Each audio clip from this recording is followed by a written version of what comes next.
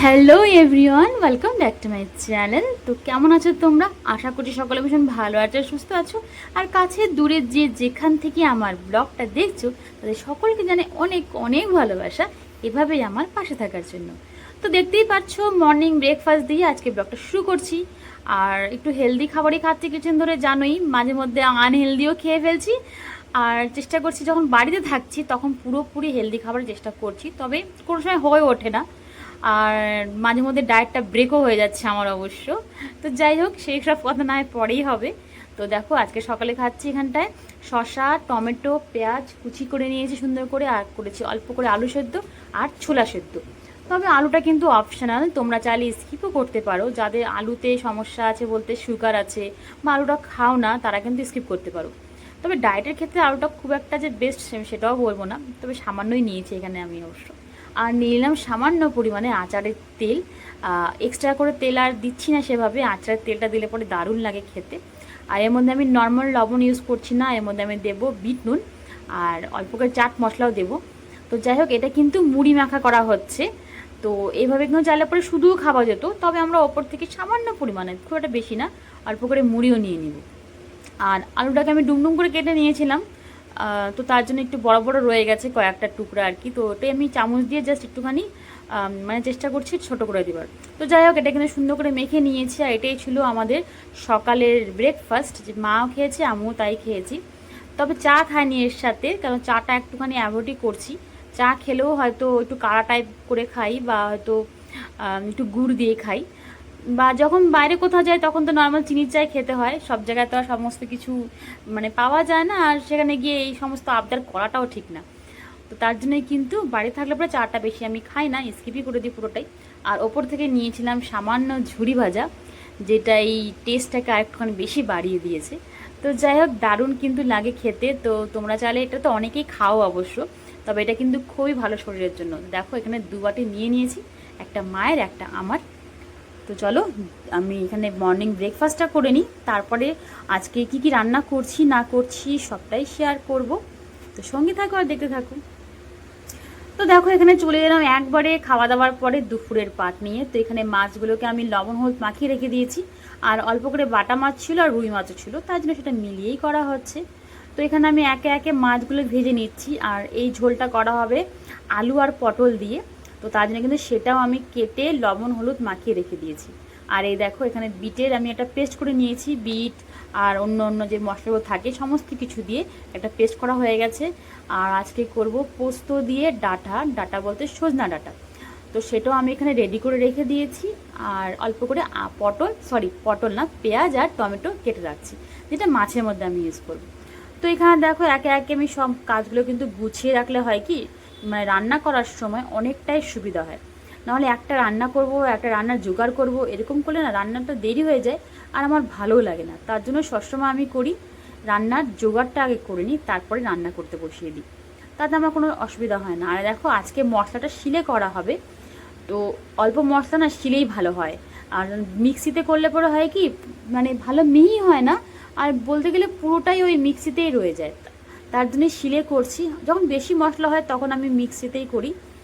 আর শিলের মশলা তো তোমরা জানোই, করতে খাটনি হয় অবশ্য, কিন্তু খেতে কিন্তু দারুণ টেস্ট হয়। যেই টেস্টটা মানে আমরা যে মিক্সচার গ্রাইন্ডারে যে মশলাতে করি সেটাতে কিন্তু আসে না।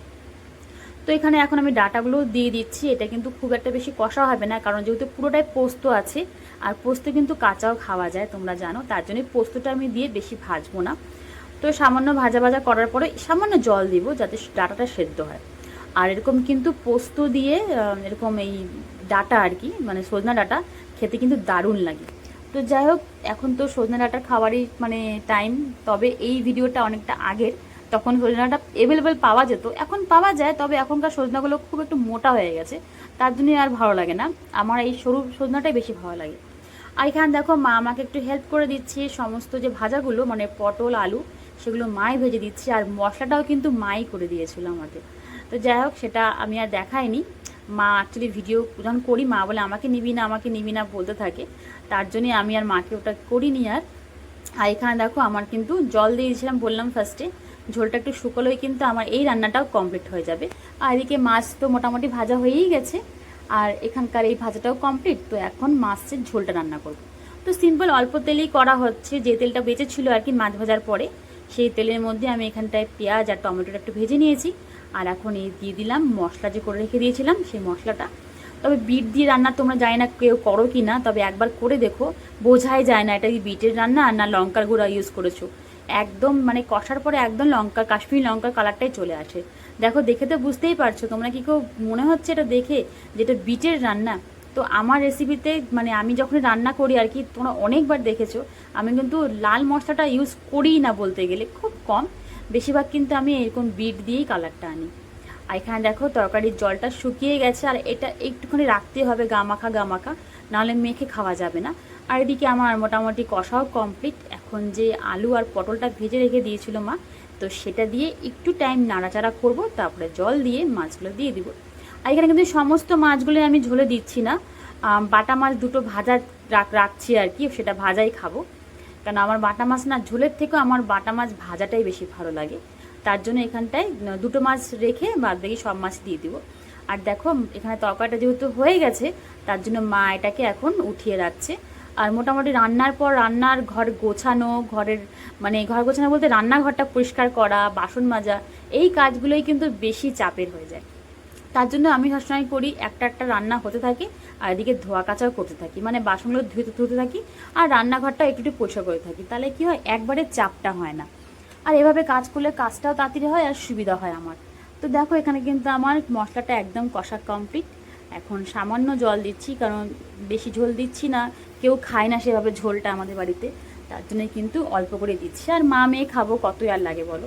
তো এখানে ঝোলটা ফুটে গেছে আমার। তো এখন একে একে আমি একটুখানি চেক করে নিচ্ছি যে আলুটা সিদ্ধ হয়েছে কি নাকি, কারণ এখনকার আলুগুলো যতই ভাজা হওয়া থাক না কেন, দেখি যে সিদ্ধটা ঠিক মতন হয় না, মানে একটু দরকাচা টাইপ থাকে। তার জন্য কিন্তু আলুটা সিদ্ধ হয়েছে নাকি দেখে তারপরে আমি এখানে দিয়ে দিচ্ছি সামান্য ধনে পাতা, যেটা দিলে পরে ঝোলটার টেস্টটা আরও দ্বিগুণ বেড়ে যাবে।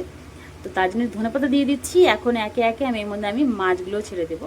তো মোটামুটি এখানে কিন্তু আমার মাছের ঝোলটা একদম কমপ্লিট, আর সেরকম বিশেষ কিছু নেই। তো যাই হোক, এখন পর্যন্ত যে সকল বন্ধুরা আমার ভিডিওর সঙ্গে যুক্ত আছো তাদের সকলকে জানে অনেক অনেক ভালোবাসা। প্লিজ এভাবে পাশে থেকো, আর পাশে পাবে অবশ্যই। আর যে সকল বন্ধুরা ভিডিওটা দেখছো অথচ আমার চ্যানেলটাকে এখনও পর্যন্ত সাবস্ক্রাইব করোনি, তাদেরকে একটাই রিকোয়েস্ট করবো, প্লিজ সাবস্ক্রাইব করে পাশে থেকো, তাহলে এরকম নিত্য নতুন আরও অনেক ভিডিও তোমরা দেখতে পাবে। আর এখানে পাশে বসিয়ে দিয়েছি ভাতের জলটাও আমি। আর চাল তো আগেই ভিজিয়ে রেখে দিয়েছিলাম, চাল ভিজানো থাকলে ভাত হতে খুব একটা বেশি সময় লাগে না। আর এখানে দেখো মা এখন চালটা দিয়েও দিচ্ছে, মানে যেহেতু জলটা ফুটে গেছে তার জন্য মা এখন চালটাও দিয়ে দিল। তো এদিককার সমস্ত কিছু কমপ্লিট। তো চলো তোমাদের সাথে একটু ওভারঅল মেনুটা শেয়ার করি। তো এখানে এই দেখো মাছের ঝোলটা তো দেখেইছো, মাছের ঝোল, আর এটা যে সজনা ডাঁটার চচ্চড়িটা, আর এটা কালকে অল্প তরকারি ছিল, মাথা দিয়ে করা হয়েছিল লাউ, তো সেটা রয়ে গেছে। আর এই যে মাছ ভাজা, আর নিয়ে নিয়েছি বেশ খানিকটা স্যালাড, কেননা ভাত কম খেলে পর আমাকে এই স্যালাডটা খেয়েই কিন্তু মানে ভাতের কমিটা পূরণ করতে হবে, মানে পেটটাকে ভরা রাখতে হবে মুদ্রা কথা। তো যাই হোক, দেখো এখানে আমি আর আমার মায়ের দুজনের খাবারটাই বেড়ে নিচ্ছি। তাহলে খাওয়া দাওয়াটা করে নিয়ে তোমাদের সামনে একবারে পরে আসছি।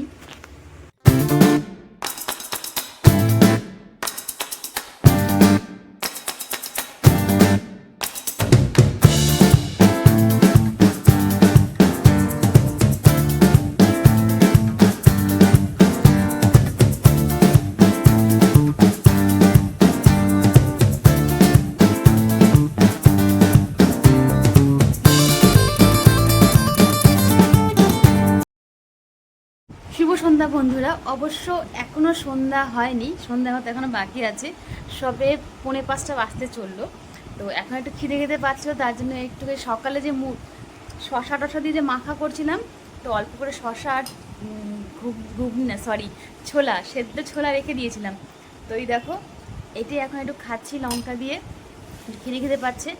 আর আমি আর মা এখন একটু বেরোবো, ওই বাজারে বেরোবো, ভালো লাগছে না বাড়িতে বসে বসে কী বা করবো। আর একটুটা কাজও আছে, তো সেই কাজটাও করবো একবারে বিনাটাই। ভাবলাম কি একটু যে কাজটা আছে সেই কাজটা করে আসি, কেন কখন আবার বৃষ্টি হয় বলা মুশকিল। আর তাছাড়া কিছুদিন পর আমাদেরকে আবার গুনগুনদের বাড়িতে যেতে হবে, মানে দিদি বাড়ি যাবো আর কি, তার জন্য এই কাজগুলো করে নিচ্ছি এর মধ্যেই।